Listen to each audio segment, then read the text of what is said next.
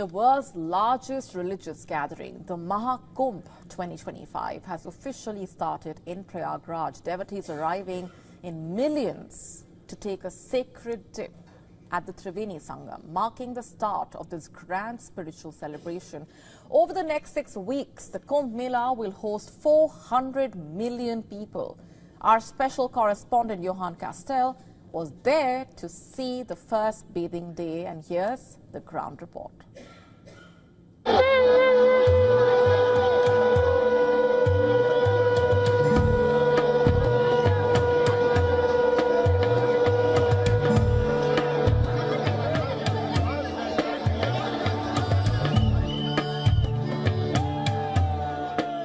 We are on the banks of the river Ganga at Sangam in Prayagraj for the opening day of the Maha Kumbh Mela 2025, and there are hundreds of thousands of people that have come here to bathe in the river at Sangam. Let's take a look at what is going on right here by the shores of Sangam. There is a security perimeter with a floating pontoons there sort of thing that has netting on it so that people don't get swept away, and security is paramount because we don't want any accidents at Maha Kumbh, the spiritual event.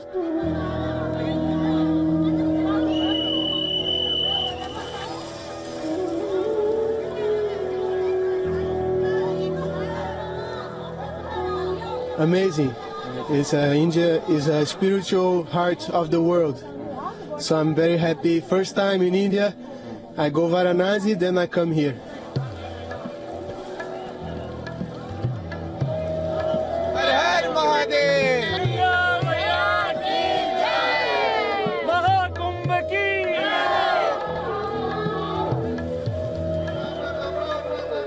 यहाँ आके तो बहुत अच्छा लग रहा है, और अब मैं जो है अयोध्या से आई हूँ और आज जो है शाही स्नान स्टार्ट हुआ है, तो बहुत बहुत बहुत बहुत ज़्यादा अच्छा लग रहा है।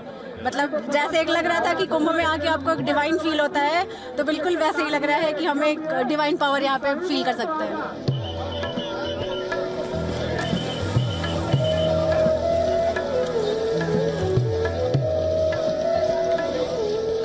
बहुत अच्छा लग रहा है संगम में आके और स्नान करके, यहाँ पे अंतरात्मा शुद्ध हो गई है, बिल्कुल बहुत अच्छा फील हो रहा है। Are you thinking about taking a dip in the Ganga as well? Need some holy water on my head. That's the most I can think of. Maybe dipping my feet, but not more than that. It's pretty clean. Did you? I might just follow your lead on that one, you know. Take a little blessing, you know.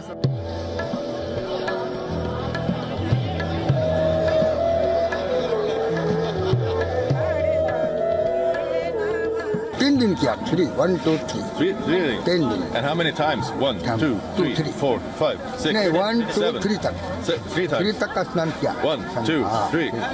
Yes, 3 times. Yes. Not 7. 7 times. 7 7 times. आपको 1, 2 3 दिन। 3 दिन हाँ। बहुत डुबकी लगाया। 100 100 जी हाँ 100 से पार 100 हाँ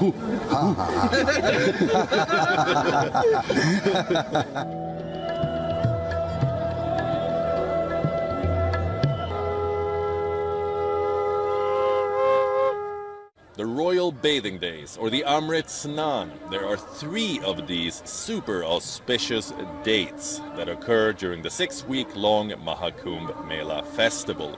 The first one is tomorrow, the first Royal Bathing Day. The next one is on January 29th, and the final one on Basant Panchami on February 3rd. What will happen on these days is that the Akaras will be crossing over these bridges. They're set up on the other side in the juicy area of the Maha Kumbh Mela site. They will all take turns, and they get about 45 minutes each of time to rush over and to run down to the Sangam to take a dip. Now, they'll be crossing over all of these bridges, and one by one they'll take their turn. So it's going to be a long day with different Akaras just coming and going. And it's already been predetermined which one is going to go first, second, third, and so forth. It's going to be a very interesting day tomorrow, and one of the definite highlights of the entire Maha Kumbh Mela festival. In a big boost for Jammu and Kashmir, Indian Prime Minister Narendra Modi inaugurated the Z-Morh tunnel today. The new tunnel holds out a lot of strategic and other benefits. Prime Minister Modi inaugurated the 6.5-kilometer tunnel in central Kashmir's Gandarbal district. Prime Minister Modi hailed workers who enabled the completion of the tunnel despite huge challenges as he lauded rapid development in India and reiterated his vision of making India a developed country by 2047. Listen in. आज भारत तरक्की की नई बुलंदी की तरफ बढ़ चला है। हर देशवासी 2047 तक भारत को डेवलप्ड नेशन बनाने में जुटा है। ये तभी हो सकता है जब हमारे देश का कोई भी हिस्सा, कोई भी परिवार तरक्की से, डेवलपमेंट से पीछे न छूटे। इसके लिए ही हमारी सरकार सबका साथ सबका विकास की भावना के साथ पूरे समर्पण से दिन रात काम कर रही है। Jammu and Kashmir's Chief Minister Omar Abdullah spoke about how the tunnel is contributing to the region's development and also slammed those behind terror attacks in Jammu and Kashmir. The Z-Morh tunnel has been constructed at a cost of 2,717 crore rupees by National Highways and Infrastructure Development Corporation Limited. The tunnel connects Z-Morh with Kangan town in central Kashmir's Gandarbal district. It will connect to the Zojila tunnel, which is currently under construction, to reach the Kargil district in Ladakh. Once the tunnel is completed, both the tunnels are expected to reduce the route length from 49 kilometers to 43 kilometers and boost vehicular speed from 30 kilometers per hour to 70 kilometers per hour, ensuring seamless NH1 connectivity between Srinagar and Ladakh.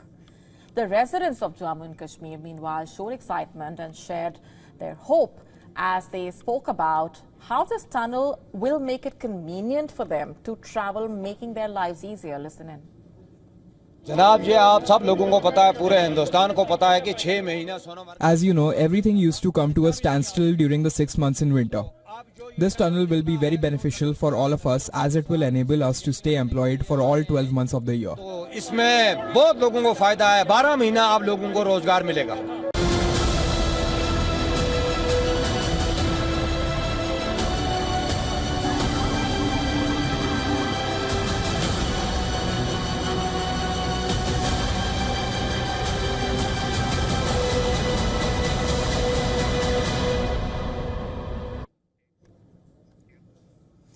We now shift our focus towards Southeast Asia. As per reports, for the first time since World War II, Japan's military forces might soon step foot on Philippine soil, signaling Japan's intention to build a robust defense framework amid the rising tensions in the region. Japan's Foreign Minister Takeshi Iwaya is in Manila this week, reportedly to finalize the details of a major defense agreement. Iwaya's 2-day visit reportedly aims to deepen ties between Japan and the Philippines under their strengthened strategic partnership established in 2015. Key discussions reportedly revolving around defense, security, and development cooperation. At the center of these talks, reportedly, is the Reciprocal Access Agreement, RAA, signed last July. This pact allows military forces from both countries to operate on each other's soil for joint exercises. While the Philippine Senate has already ratified the deal, Japan's parliament is yet to give it the green light. Experts predict Japanese Prime Minister Shigeru Ishiba could push this agreement through soon, and the Philippines Department of Foreign Affairs reportedly stated that Iwaya and his counterpart Enrique Manalo are enhancing this partnership and exploring new avenues of cooperation. And this alignment with Japan is no coincidence. As per experts, it fits neatly into Tokyo and Washington's broader strategy to counter China's growing influence in the region. Tokyo has reportedly already supplied the Philippines with advanced radars and Coast Guard ships, demonstrating its readiness to back Manila against potential threats. Additionally, a trilateral meeting earlier this week between the US, Japan, and the Philippines underscored the unity of these allies. The leaders of all three countries reportedly agreed to deepen cooperation in economic, maritime, and technological sectors. But why does Japan view this alliance as essential? Why is it important? The answer lies in its own security concerns.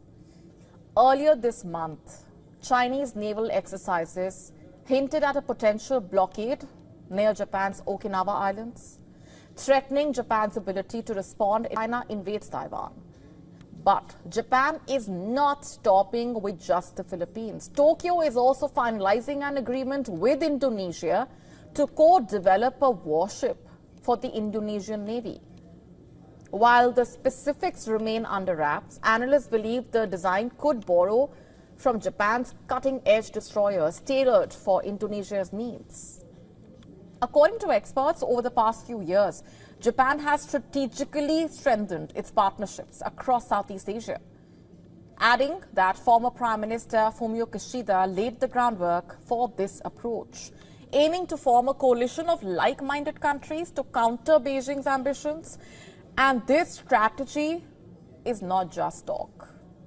Japan is reportedly engaged in discussions to co-develop a next-generation fighter jet with the UK and Italy. It is reportedly also bidding to partner with Australia on a new class of frigates inspired by its warships. Indonesia's upcoming warship is reportedly expected to be a versatile asset, capable of patrolling offshore areas and conducting anti-submarine operations. For Jakarta, this is reportedly a critical step in protecting the Natuna Islands. For Tokyo, it reinforces its position to form a defensive ring. These shared threats have reportedly united Japan with countries in the region, all seeking to secure their interests against Beijing's growing assertiveness, as Japan continues to make potentially calculated moves to bolster its regional alliances.